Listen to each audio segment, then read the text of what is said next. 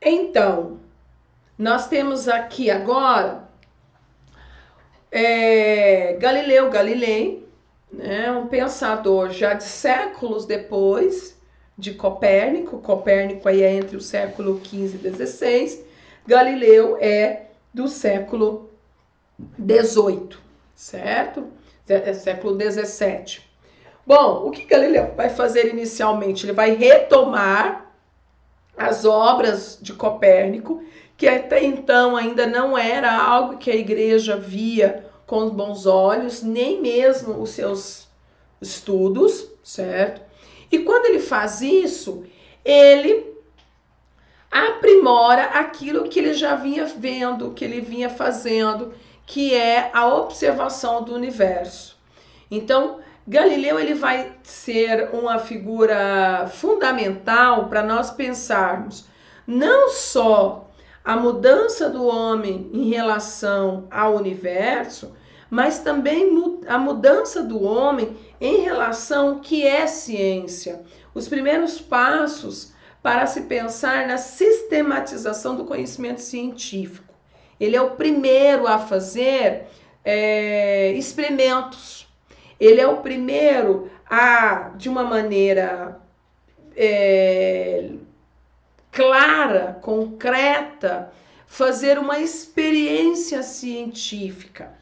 E isso vai permitir que Galileu seja conhecido aí, né, como o primeiro filósofo e astrônomo, personagem a sistematizar o pensamento científico no século XVII.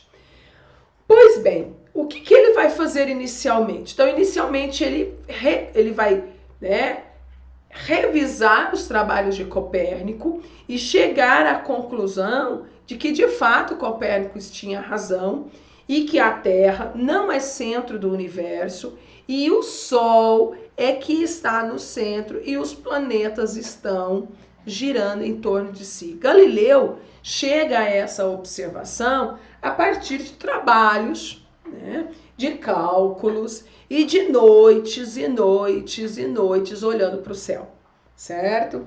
Então, ele vai, claro que se inicialmente Copérnico teve problema ali com a igreja, com Galileu não vai ser diferente. Ele também vai ter problemas com a igreja.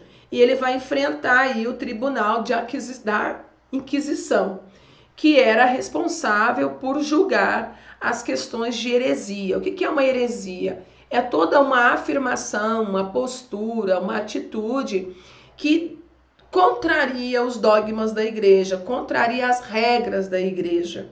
E dizer que a Terra não era o centro do universo era uma, né, dessas contradições, dessas contrariedades.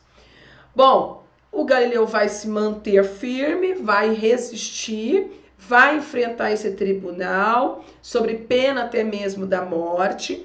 Entretanto, ele faz um acordo ali, até pela intervenção da filha, que é uma freira, que tem boas relações com a igreja e que também vai clamar para o pai, né, para que ele reconsidere sua posição para a proteção da sua própria vida.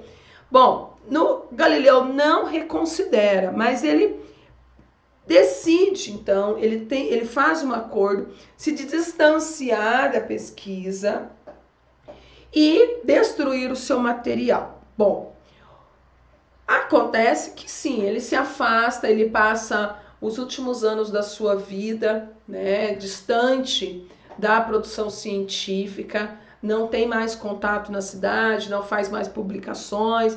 Entretanto, pós a sua morte, já também em outro momento em que a igreja está perdendo essa sua autoridade no âmbito da ciência, os seus escritos são publicados, né? A sua filha é uma das responsáveis por isso, e também o seu discípulo, que era o seu auxiliar ali, publicam as suas obras reafirmando isso. Essa mudança de paradigma, né, mudança de modelo do homem em relação ao universo, vai trazer para esse homem algumas reflexões novas.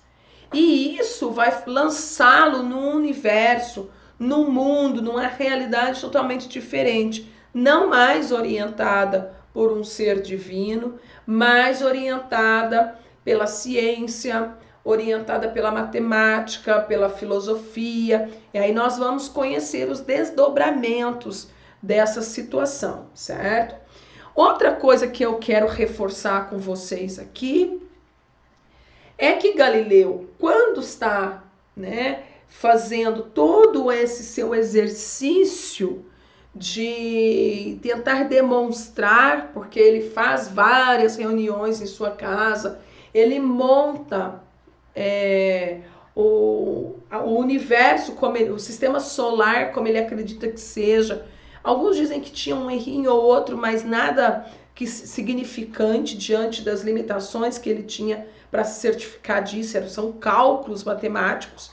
Quando ele está fazendo isso, ele estabelecendo então uma nova forma de fazer ciência, que é a partir de um modelo ou uma sugestão de passo a passo. O que Galileu está dizendo, olha, quando se afirmar alguma coisa, deve-se comprovar isso. E essa comprovação tem que ser capaz de ser, né, isso tem que ser capaz de ser demonstrada, experimentada, repetida e chegar às mesmas conclusões. Então, nós estamos aí diante da primeira sugestão, de uma das sugestões de um modelo científico ou de um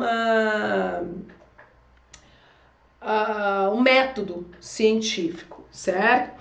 Então, um desses feitos dele, além da questão da relação do Sol e da Terra, vai ser um desafio de uma ideia aristotélica. Aristóteles, né? Ele, além de filósofo botânico, ele era também um interessado pela astronomia. Ele vai, em determinado momento, também pela física, fazer uma afirmação de que se nós abandonarmos dois corpos de pesos variáveis, provavelmente no ar, né, o corpo mais pesado vai cair primeiro. Bom, essa é uma situação que em vários momentos da história os físicos, astrônomos, né, tentam replicar. E Galileu, não diferente desses, vai fazer isso. Ao fazer isso, ele comprova algumas situações interessantes. Uma dessas situações, aí eu digo para vocês que ele vai fazer essa experiência na Torre de Pisa, né, que fica lá na Itália. Ele abandona dois objetos de peso diferente. Ele vai perceber, por exemplo, que o ar, tá, provoca algo que ele chama de retardo na queda dos corpos, né? O que existe o quê? Uma relação entre o corpo e o ar, que quanto mais rarefeito, menos existe esse retardo. O que Galileu vai descobrir a partir desse seu experimento é que existe uma força, tá, proporcional entre o solo e o corpo e o solo, é o que vai ser a gravidade. Então, ele vai chegar aí a afirmar a lei da gravidade, a partir do que? Da demonstração. Com isso, Galileu, ele vai propor, né, o método científico pautado em quê?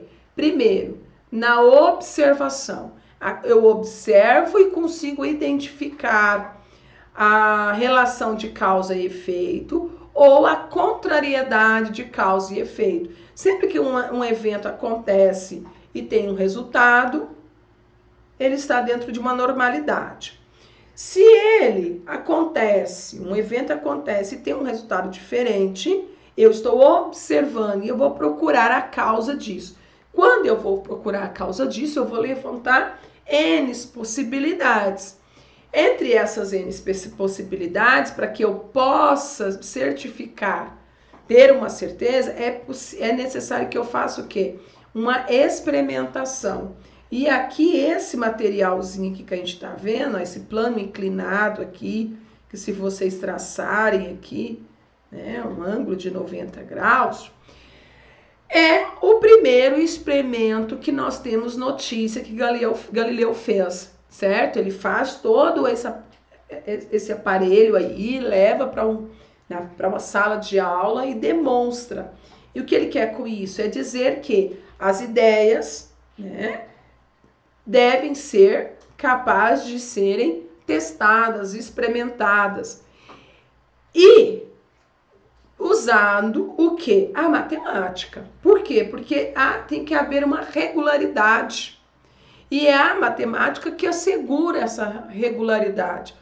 Então, ele vai usar as fórmulas matemáticas para mensurar.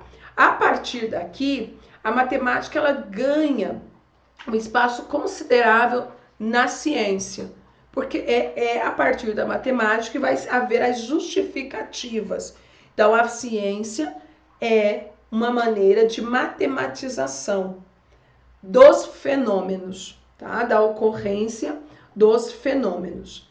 Então, aqui a partir daqui, né, desse experimento, que ele joga o corpo, dois objetos, brincando aqui com a maçã, né, um no ar, outro no vácuo, aí nós percebemos que o atrito é maior, que o atrito é menor, né? Ele vai chegar à seguinte conclusão. Por exemplo, posso demonstrar matematicamente que se os corpos caírem com velocidade uniforme acelerada, sem sofrer resistência, os espaços percorridos em intervalos iguais de tempo estarão com os mesmos ímpares, 1, 3, 5, 7. Isso é, o primeiro e o segundo cai de uma altura de 1 hora, no segundo, 3 horas, no terceiro, 5. O primeiro, 1 hora, no segundo, 3 horas, e no terceiro, 5 horas, né? Então, aqui ele vai, então, mensurar as forças que estão impulsionando ou, né, retardando o movimento do objeto. Nós temos aí, então, a lei da gravidade. Ok, o que Galileu está fazendo com tudo isso, né? Refutando o lugar do homem, da Terra no universo, demonstrando que os fenômenos ocorrem correspondendo a uma regularidade matemática. Ele está querendo dizer, e ele está demonstrando, que na natureza as coisas ocorrem sem nenhum domínio divino, sem a necessidade de um primeiro motor. São forças da natureza, são lógicas da natureza. E aí, então, Galileu está rompendo com o finalismo escolástico. Deus como causa das coisas. Então, percebam, né? O que ele faz? Ele colabora para o fim de um período em que toda a lógica da forma que o homem entende o mundo está pautado na ideia de Deus, e inaugura um outro momento em que nós vamos perceber que a lógica é a racionalidade que vai propor aí uma forma diferente de fazer ciência e filosofia. Beleza? Espero que tenha ficado claro para vocês e, obviamente, não havendo dúvidas, vá lá fazer atividade. Havendo dúvida, deixe um comentário no mural do Class para que a gente possa solucionar a dúvida e vocês irem lá fazer a atividade com segurança. Beleza? A gente se vê durante a semana em nossas aulas e tchau!